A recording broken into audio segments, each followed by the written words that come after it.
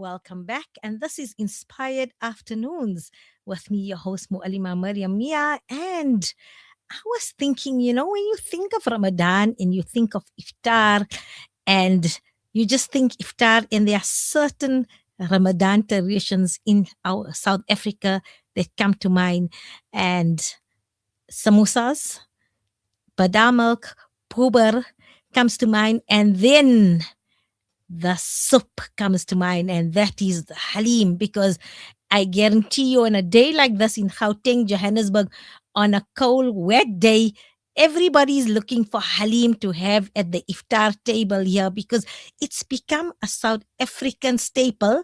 Uh, yes, in the subcontinent, it's enjoyed and had there, but somehow it's evolved to be a Ramadan staple everywhere. So whether you from Durban to Johannesburg, to Cape Town to PE, all over, Halim has become a staple in Ramadan, and it's become part of our Ramadan folk culture as well as our Ramadan tradition. To help me understand the historic origins of this beloved warm comfort food drink, I have a attorney turned self-taught cook who loves food, and he loves his halim. And I seen an ad for mutton halim, and I thought this is what's going to be on my table after the show as well. So I'd like to welcome, I don't know, attorney stroke chef or chef stroke attorney. He can guide us, but let's greet and welcome Shariff Khan from Sheffs Kitchen. Assalamu alaikum wa rahmatullahi wa barakatuh. Welcome, chef or attorney, or both, Sharif Khan. Wa alaikum salam. I think attorney first and chef later. Alhamdulillah. Thanks for having me on the show. Yeah, it's actually quite an interesting topic that you've chose here. But you can ask me the necessary questions, and then I think you've mentioned that it comes more from the South Asian or the Asian part of it, which I think goes a little bit further than that. But we'll discuss it as we go along. Yeah, so let's just dive into it because we don't have much time. So tell us, from your research, where did this dish come from? The origins of the lentils in the dish, because even in Arab cuisine, the lentils are similar that the Arab soup has that we have in the halim. I think the subcontinent just added the spices to it. So from what I've researched and what I know, and with travel as well. Mhm. If you look at it, this is predominantly a Middle Eastern dish. Mhm. So if you've been for Hajj and Umrah, they always have this thing called fowl on the table, and there's a thing called harissa. That's right. Harissa was Yeah. So harissa is actually where this thing comes from, where Halim comes from. But obviously, harissa doesn't have the lentils; it has the chickpeas and the barley, and then it's cooked down to a broth. Um, but over time, as there was migration and wars, and the Arabs moved their trade route to the South Asian, that peninsula. Uh, this dish came with them and was introduced to the Indians as such. Then in the Mughal times, like maybe like in the 16th century, the Indians, the Mughals, started to put lentils in it. So there was no lentils in this thing before, until the Mughals and the Indians started to put more spice and more flavor So to we the thing. flavored it up. And We spiced it up, basically. yeah, you can say that. Yeah, we had to put our chili and our dana jiru in the thing Yeah, to spice it up, because I guess it was just something that was done for nutritional purposes, right? So initially there was not much flavor to it, from what I understand. It was just like maybe salt and pepper, and just for nutrition, because there was a lot of barley. It had a lot of potassium and sodiums, and it had zinc. The barley had all the vitamins that were supposed to be in a good nutritional meal. So that's why it was designed for Ramadan, to give you that kind of nutrition. that's exactly Um, one of my questions. I said from the samosas and the faludos and the bolas and that. Aleem should definitely be the staple there because I was just coming back from on the back of my Yeah, yes. discussion. So It's got high so the nutritional nu- value. so the nutritional values you mentioned, Ali, it's so it's a low fat protein because of the because of the lentils, and it's also a slow it's a slow release carbohydrate. Are you there, Slow? So Yes, it's a I'm listening. a slow release carbohydrate. So it's good, on it has a good GI. It also has, since we put ghee in it, so it has a bit of the fat, the good fat that would accompany. And then so there's fibers and stuff like that. So it's definitely better than a samosa or a bhajia or anything that's deep fried in oil. It has Yes, much more.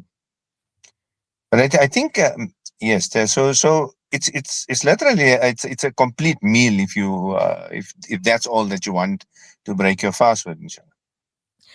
But that's right. I And think the also one the process of cooking it, because I think now Halimi has become also a bring together of communities and sharing together in communities, because preparing Halim now has become like a communal effort, or um, it's just become a part of our fabric of Ramadan, that uh, also we've now extended it where it becomes part of our feeding a fasting person. Like there's a lot of halims you can sponsor in communities, to under resource communities as well. So it also there has become a dish that has been synonymous with our spirit of generosity during Ramadan. Sharif, are you still there? Let's just see if we can just get Sharif there. So while we're trying to raise Sharif as well, so for me, that's what I love about the Halim is the sharing. It's become almost this communal thing, even amongst neighbors. Um, it will be one neighbor will say or put in a WhatsApp group to say, "I'm preparing Halim today, and please come collect, or I'm going to drop off." Sharif, are you back? I'm back. Sorry, there Okay. was Did you know some. what I said? I said the I, dish is I, now I, become. I, I, I've got, yeah, so I agree with you. And I think that's more a South African adaptation of the whole thing, the thing being a community aspect as well, where people share and it's given out to the less fortunate, needy. Like we are here at our store, there's tremendous amounts of people that actually buy to give out to other people that are less fortunate, so which is a good thing. So I think that's one of the South African cultures, where we are giving people, alhamdulillah, and then, that is that, it's a nice tradition.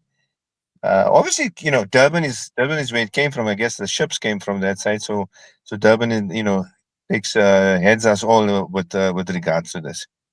Yeah, so I know there's a little competition going on between where people from Durban say, our Gauteng Halim is not the original Halim because we've now put a little bit of the Gauteng spin in flavor in it.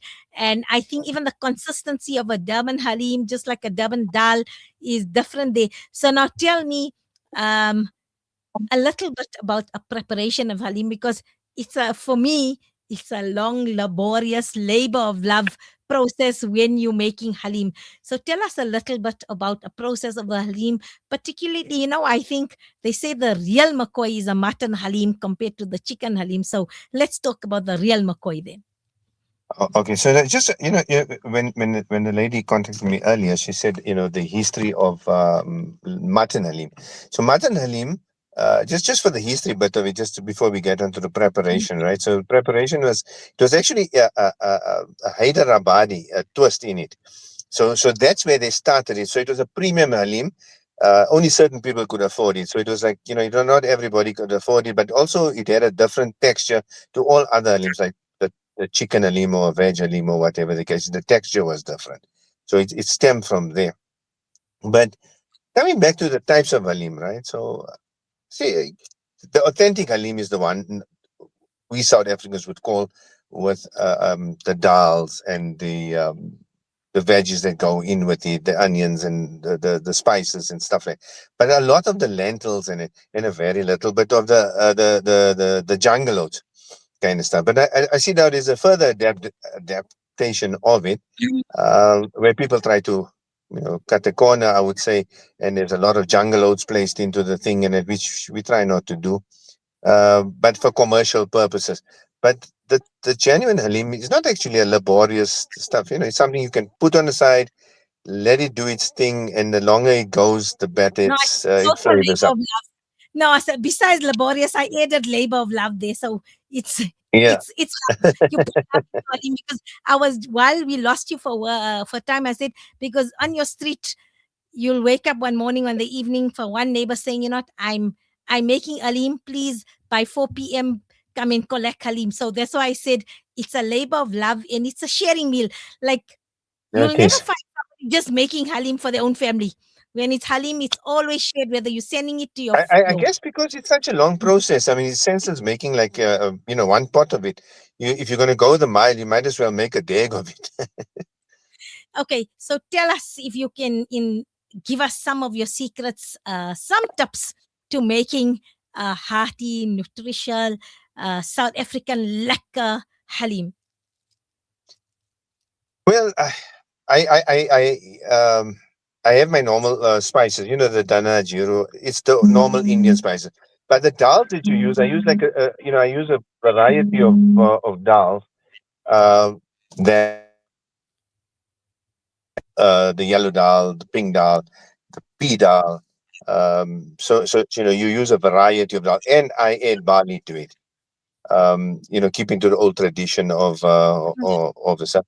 And then, as far as greens are concerned, is the onion, lots of dhania, mint, stuff like that. It's a very mildly spiced meal. It's not actually complicated, but once you balance your spices, you get a good product out of it. And very little thickener. The jungle oats is there to just thicken it a little bit, but your strength of the halim should come from the dals itself and the barley. And So also, that's you need that's to how I mention I make mine, and I find that people enjoy that, the authenticity of it, or the South African and Indian adaptation of it. okay, So so now alhamdulillah. you told me, so inshallah, afterwards, everybody knows where I'm heading to afterwards to get some lovely mutton We have Halim. plenty of halim, plenty of Yeah, halim. so ask you, so where are you based? We in Emiransha, just not too far from the botanical gardens, the Emiransha Dam. There's a little shopping center there. It's Uh, Down there. I'm from Greenside. I've been a resident from Greenside for yeah. So 30 we years. we on we on Sydney Down there. Road. So we'll be A down good there. landmark, for the food lovers would be Ecclewire. They just behind us, Yes. So what we'll do is I will come and get some mutton halim and I'll give my verdict inshallah. next week on Inspired Afternoons. But Jazakallah for inspiring us with the Halim, the tradition. And today is a perfect Halim day with the weather like this in Gauteng, currently being rainy and a bit cold, and just to warm your body. As we've mentioned, we've ascertained the most nutritious of all our Ramadan indulgences and traditions, South African traditions, is the Halim, because I mean the samosa is there, the boba is there, uh, the sarbat milkshakes, everything are there. But I think the most nutritious of value and going to sustain you because of the dals, the lentils and the pulses in there is what is going to keep you sustained for prolonged periods. What is going to help you to focus on your Taraweeh prayer, as well as the Alim is going to give you that extra strength. So Jazakallah for giving us your time and for going into the Halim and doing the research. So we made now you can put historian to attorney and chef as well. We've turned you in a bit of a historian. So Jazakallah, any concluding remarks from your side before we let you go? Jazakallah. No. I think that's it. But if you want to come and try halim, it's on us. Come around and meet us here at Chef's Kitchen. Jazakallah. Inshallah. So yes, I think we need to have like some the best halim. We have to get all these foodies around to go and do halim tasting, and then we I can mean, do that. Just make some excitement there. But please, really, on a serious note, we've just come on the back of a cholesterol interview of what is good cholesterol and what is bad cholesterol and that. So to support you in terms of your good health, really Haleem should be on every iftar table, if not every day, but at least once a week. Get your Haleem, and today is a perfect Haleem day. So Jazakallah for joining me on Inspired Afternoons, and inshallah we'll meet next week Wednesday, same time, same place, only on Salam Media, your online humanitarian journalism portal. And we make dua for everybody all around the world, especially those in the Middle East.